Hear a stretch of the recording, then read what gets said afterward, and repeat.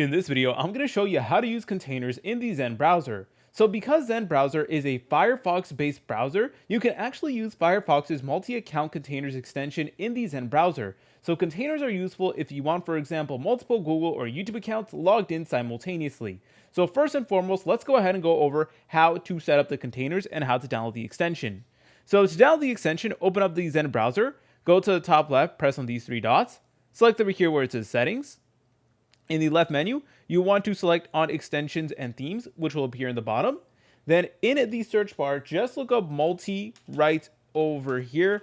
Press on enter, and you should be able to go ahead and find it. So yep, here it is, Firefox multi-account containers. You're able to select on it, and then you're going to see this button that says add to Firefox. But remember, because Zen browser is a Firefox-based extension, it is still going to work. So you just want to go ahead and press on add, and then select on OK. Make sure that pen extension to toolbar is selected.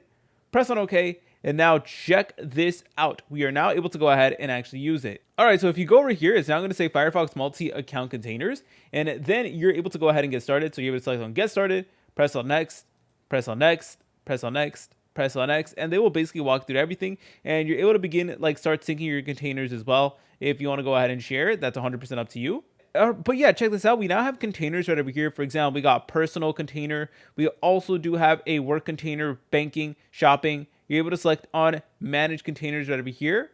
And you can honestly adjust things to your liking.